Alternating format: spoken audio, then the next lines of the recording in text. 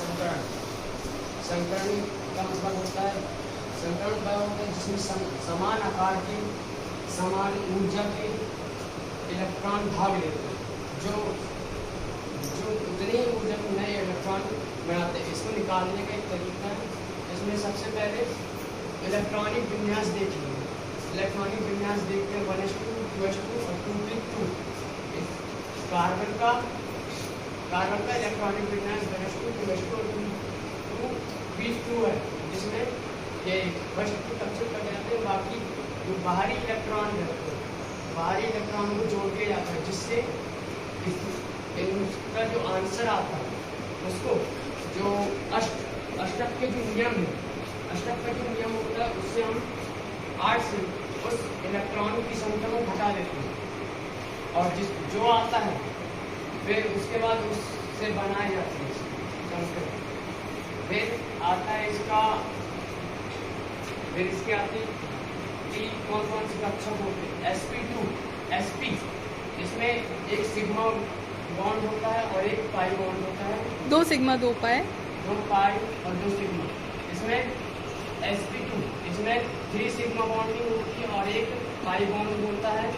sp3 इसमें 4 sigma या 3 sigma bond और एक नॉन पेयर, यानी कि एक अयुग्म जो किसी से भी क्रिया नहीं करता।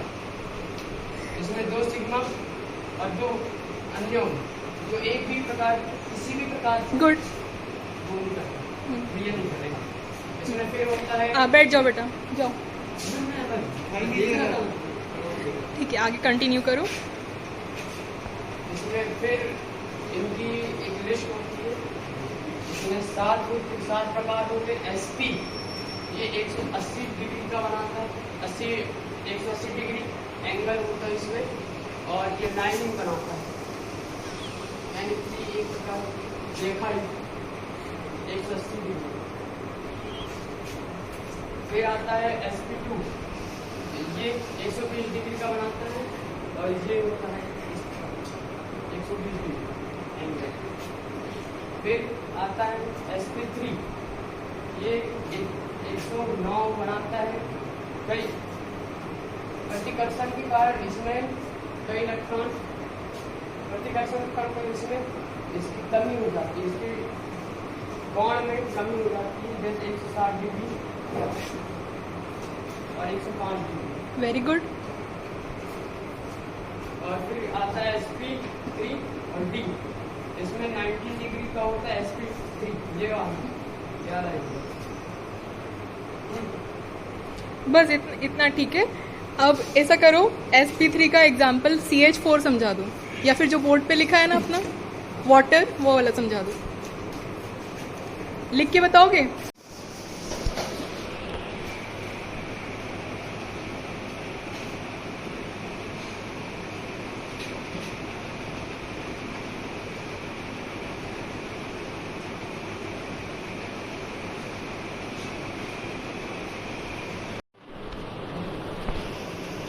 ऑक्सीजन ग्राउंड स्टेट में तो ये रहेगा, एक्साइटिंग स्टेट में भी सेम ही है।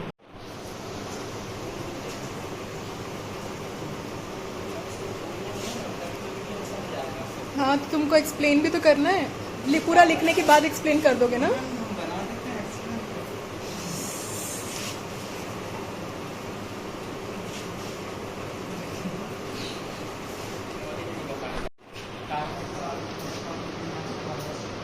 आवाज आ रही?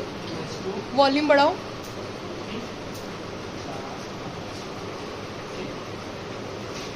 Three, very good. कार्बन में 3 होता है, 2p3। होगा भाई 6 होते हैं।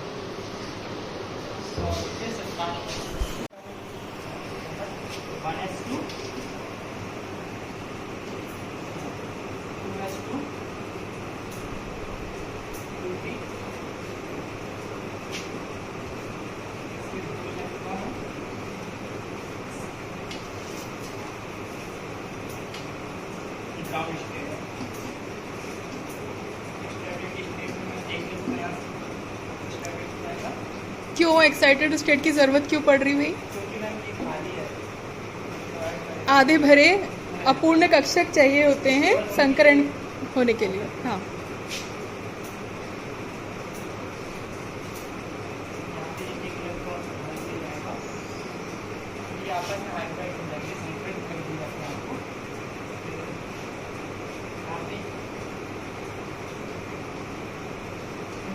H जो होता है वो एक बॉन्ड बना सकता है, जिसके साथ मिल जाएगा।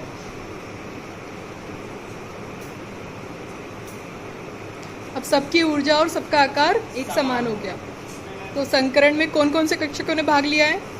एक S कक्षक और 3 C कक्षक ने भाग लिया है, और इनकी एनर्जी समान है। ठीक है, इसलिए फिर इसकी ज्योमेट्री इसको रब कर दो।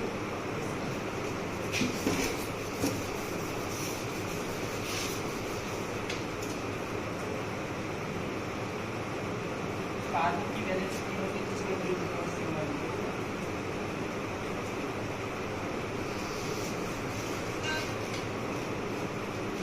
कौन था?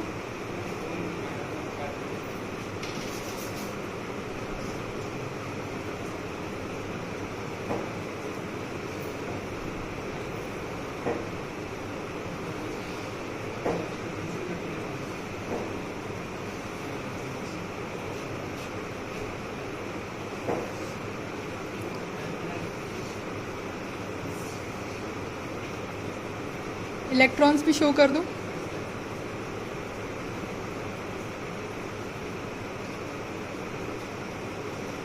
ये अष्टक पूर्ण हो गया कार्बन का, है ना? बॉन्ड एंगल, हाँ जाओ। इसका जो बॉन्ड नंबर है 90 होगा। जिसे अमोनिया कहते हैं, इसमें एक नाइट्रोजन एलिमेंट है और हाइड्रोजन के 3 एलिमेंट है। जैसा कि हमें पता है कि नाइट्रोजन का एटॉमिक नंबर 7 है। इलेक्ट्रॉनिक कॉन्फ़िगरेशन की बात करें तो 1s2, 2s2 और 2p3। इसकी बाहरी कक्षा की बात करें तो इसमें जो संयोजी इलेक्ट्रॉन है वो हो जाएंगे 2 + 3 = 5। तो अब हम ये बात करते हैं कि ये जो नाइट्रोजन है वो कितने बॉन्ड बनाएगा। तो न्यूटन-कोट्स के नियम के अनुसार किसी भी एलिमेंट को स्थायी रहने के लिए अधिक से अधिक 8 इलेक्ट्रॉनों की आवश्यकता होती है। तो उसके अकॉर्डिंग हमारे पास अभी इसके पास 5 इलेक्ट्रॉन है बाहरी कक्षा में। तो हम इसे 8 में से 5 को माइनस कर देंगे तो हमें पता चल जाएगा कि जो नाइट्रोजन है वो कितने बॉन्ड बनाता है, यानी कि ये 3 बॉन्ड बनाएगा। अब जैसा कि हमें हाइड्रोजन पता है, हाइड्रोजन के बारे में सबको पता है कि इसका 1s1 होता है, यानी कि सिंगल बॉन्ड बनाएगा। अब इसके लिए ग्राउंड स्टेट ले लेते हैं। ग्राउंड स्टेट की बात करें हम, जैसे sp3 संकरण पढ़ रहे हैं तो इसमें s कक्षक भी है और p कक्षक भी, यानी कि s के 1 कक्षक और p के 3 कक्षक। तो ये हो गया हमारा s ऑर्बिटल और ये हो जाएगा हमारा p ऑर्बिटल। इसमें 3 कक्षक होते हैं, इसमें 3 कक्षक होते हैं। तो जैसा कि हमारे पास 5 इलेक्ट्रॉन है तो हम पहले हिंदी के नियम के अनुसार इसे क्रम के अनुसार भरेंगे। तो ये सिंगल इलेक्ट्रॉन एस में तो पूरे भर दो ना, एस के तो एक ही कक्षक है। हाँ, ये होता है। इसके बाद ये ग्राउंड स्टेट है। और जब इलेक्ट्रॉन ग्राउंड स्टेट से एक्साइटेड स्टेट में जाएगा, यानी कि निम्न ऊर्जा स्तर से उच्च ऊर्जा स्तर में जाएगा, तो वो इलेक्ट्रॉन उत्तेजित होकर के अगले वाले कक्षक में प्रवेश करेगा। जैसा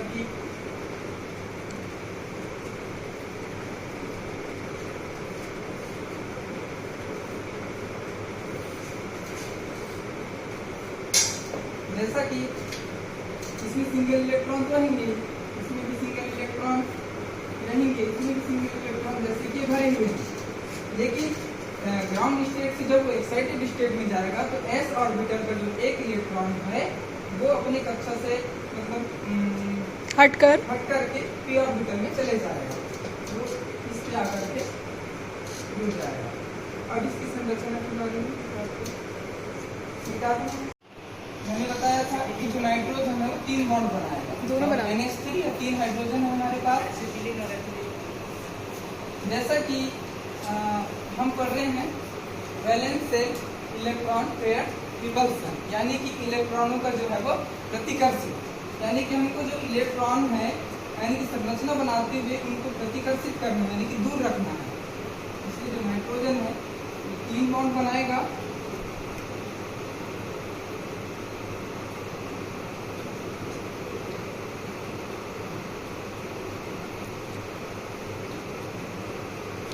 ये 2 तो हो गए अयुग्मित इलेक्ट्रॉन। अब 3 इलेक्ट्रॉन जो बंद बनाएंगे वो बना दो।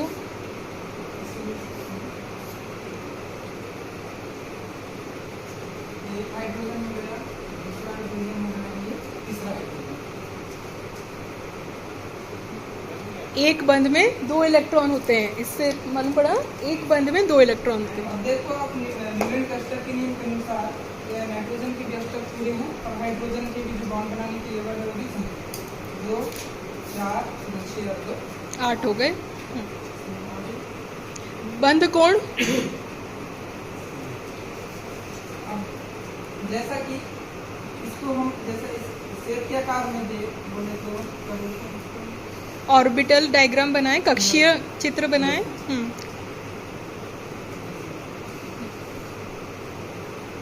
जैसा कि हम रिपल्सन पढ़ रहे हैं तो जो इलेक्ट्रॉन रहेंगे वो लॉन पेयर से दूर रहेंगे। हाँ, तो इसका जो जैसा कि जैसा हम पढ़ते हैं जैसे बॉन्ड एंगल होता है, जो लंबार्धक रहता है वो 90 डिग्री का होता है। कब ये रिपल्सन पढ़ रहे हैं मतलब प्रतिकर्षित है, दूर है। हाँ तो ये 90 डिग्री से इस तरफ है यानी कि बढ़ेगा, यानी कि 109 डिग्री बढ़ेगा। 109 होना चाहिए था अगर सारे सिग्मा होते तो, लेकिन यहाँ पे एक अयुग्मित इलेक्ट्रॉन आ गया है। दो अयुग्मित इलेक्ट्रॉन आने से 109 से घट के कितना हो जाएगा? 107। क्लियर? आया समझ में?